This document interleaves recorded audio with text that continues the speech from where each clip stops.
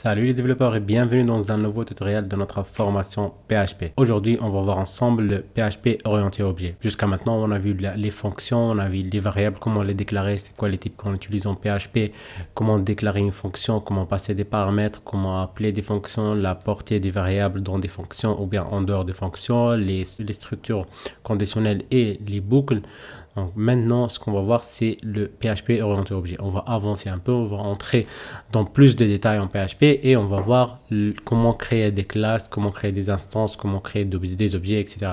Même si ces termes-là ne vous disent rien pour le moment, on va les expliquer un par un et ça va être vraiment très facile. Alors, déjà, c'est quoi un objet? Donc, commençons par la définition d'un objet. Un objet, c'est quelque chose qui a des caractéristiques, qui a des fonctionnalités. Il peut faire quelque chose.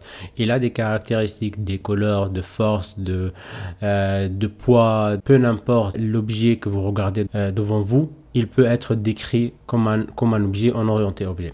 Comment ça? Prenons cet exemple-là, un exemple d'une personne. Une personne, elle peut avoir la force, la localisation, l'expérience, les dégâts, le age, le nom, le numéro de téléphone, un email, ce que vous voulez. Donc, elle peut avoir plusieurs caractéristiques. Nous, on les appelle des attributs. Et elle peut faire aussi plusieurs choses. Elle peut frapper, elle peut gagner de l'expérience, déplacer, parler, manger, etc., crier, ce que vous voulez. Donc, elle peut avoir des caractéristiques, donc des attributs, des caractéristiques qu'il a décrit, et elle peut avoir aussi des fonctionnalités à faire, quelque chose qu'elle peut faire. Donc pour une personne, si on le voit en PHP, on peut avoir des variables, les forces, elles sont représentées par des variables, et les fonctionnalités ou bien les pouvoirs, ce qu'elle peut faire, on peut les modéliser ou bien on peut les décrire sous forme de fonctions. Ok, donc ça c'est juste un schéma, c'est pas vraiment comme ça le code, mais c'est un schéma explicatif.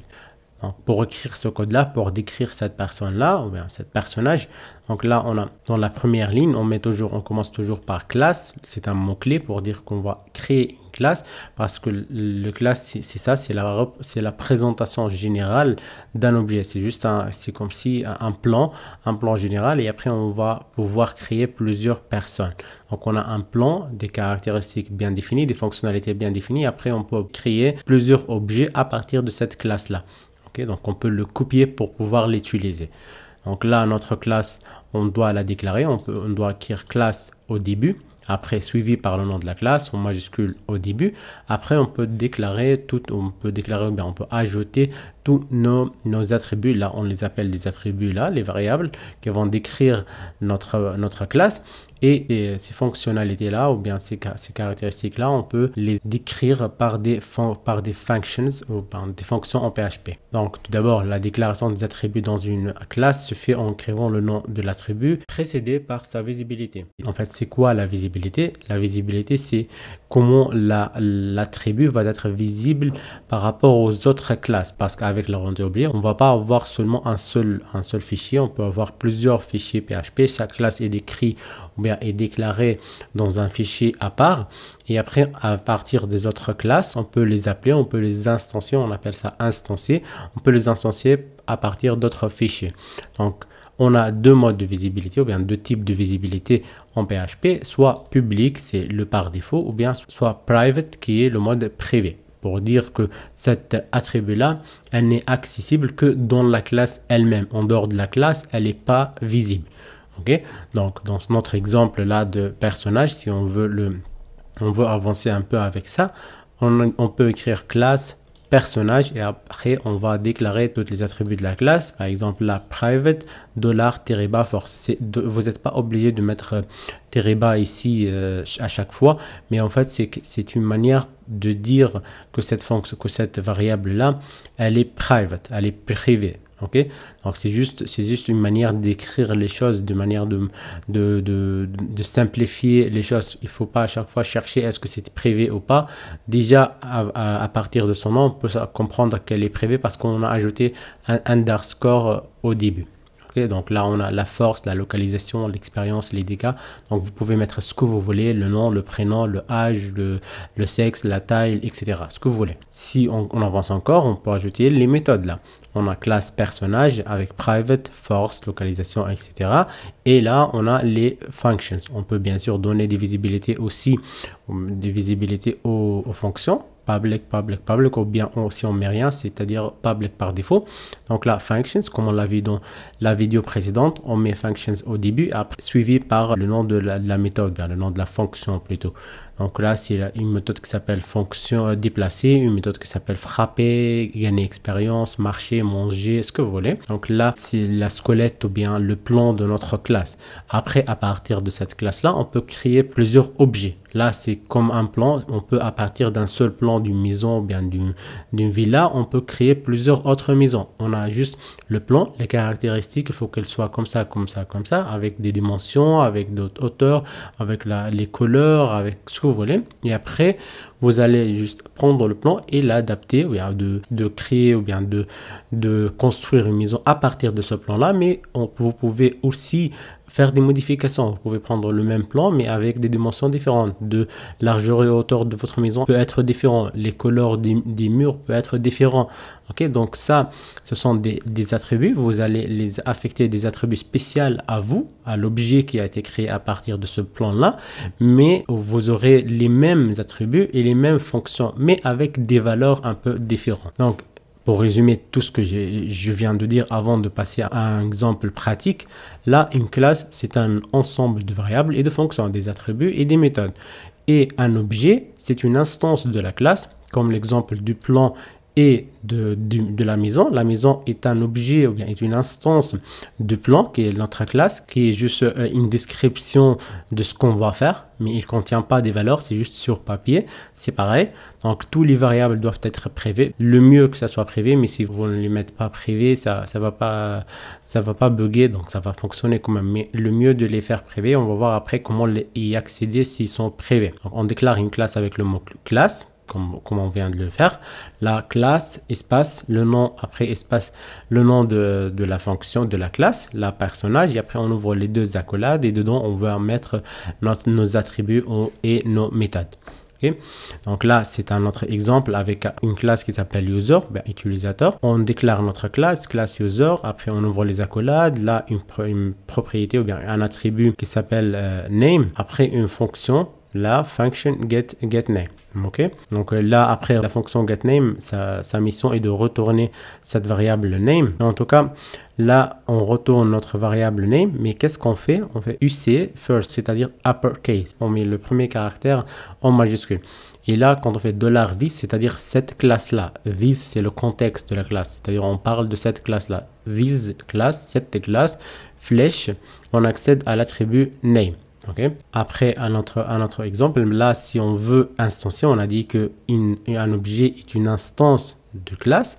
Donc, pour créer un user qui s'appelle Pierre, on va faire $Pierre reçoit quoi? Parce que là, on sait toujours qu'une variable doit recevoir une valeur. Notre valeur, maintenant, c'est un objet, c'est une instance de classe. Comment on peut instancier la classe? Comment on peut créer un objet à partir de la classe?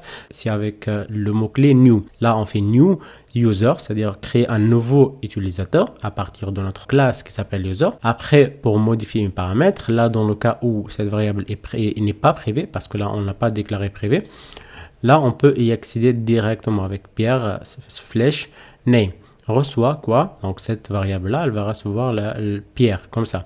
Donc, on peut y accéder comment? En appelant Pierre getName. Ok, donc là, Pierre getName, elle va retourner quoi? Elle va retourner le name avec un majuscule pour la première caractère. Donc, comme ici. Vous voyez, là, on a passé Pierre avec P minuscule et on l'a retourné majuscule. Donc, on va voir déjà ça. On va faire un exemple avant de passer aux suites. Nous, ce qu'on va faire déjà, le but de cette formation, de pouvoir créer des web services en PHP après pour nos applications mobiles. Donc là, ce que je vais faire, c'est que je vais adapter ça un peu à notre exemple de l'application Books App ou bien l'application Library qui affiche une liste de livres. Donc, je vais adapter un peu ça. C'est pour ça que je vais créer classe que je vais appeler livre. Donc là, j'ouvre les accolades comme on l'a vu et je vais déclarer mes variables, par exemple mes attributs, c'est-à-dire, donc on aura une liste des attributs. Ici, je vais mettre $, par exemple, le livre, il a un titre. Ok, on peut l'initialiser à vide, par exemple, au début et après, on peut ajouter quelques autres descriptions, par exemple. Donc là, c'est juste une description ou bien un résumé. ça sera vide aussi. Et on aura aussi auteur. Donc là, je vais m'arrêter ici avec ces trois attributs seulement. Donc, ce que je vais faire ici, c'est de ajouter par exemple une fonction publique que je vais appeler afficher par exemple le titre. Ok, donc cette fonction là, qu'est-ce qu'elle va faire? Elle va tout simplement afficher, faire un écho comme ça, afficher information plutôt, ça sera beaucoup mieux, afficher information. Donc cette fonction va afficher toutes les informations du livre. Là, je vais afficher le titre, ou bien même comme ça, titre, 2 points, et après on concatine par ça et on ajoute à la fin notre fameux BR.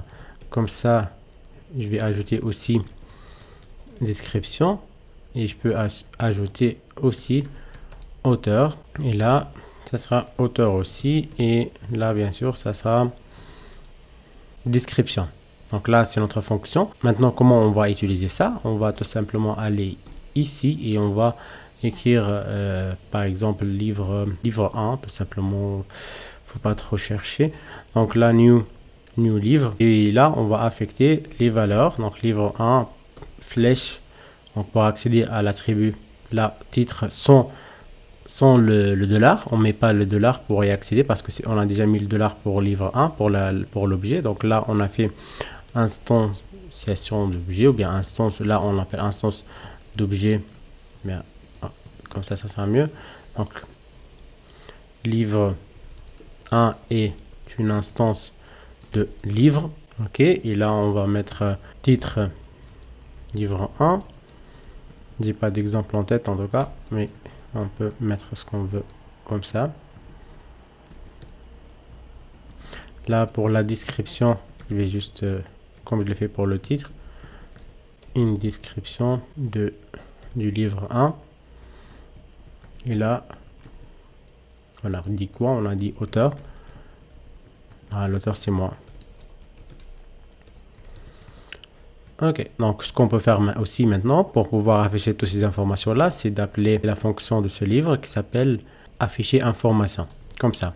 Donc là on va relire ce qu'on a écrit pour vérifier s'il y a des problèmes, parce qu'on a écrit un peu vite. Donc là livre 1, on a instancié l'objet, on a affecté un titre, description, auteur, et là on a appelé afficher information qui est là, déjà là on a une erreur parce qu'il faut mettre fonction au début, et là il faut mettre var aussi.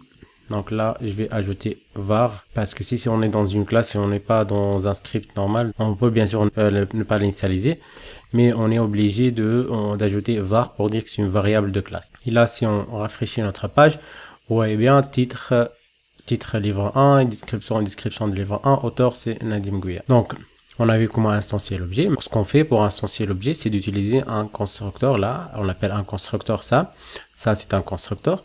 Et là, c'est quoi le constructeur? C'est le nom de la classe avec des parenthèses ouvrantes fermantes comme ça. Et ça va créer l'objet. C'est lui qui va créer l'objet. Comment ça marche déjà le constructeur? En fait, le constructeur, c'est une méthode qui est responsable de instancier ou bien construire l'objet à partir d'une classe.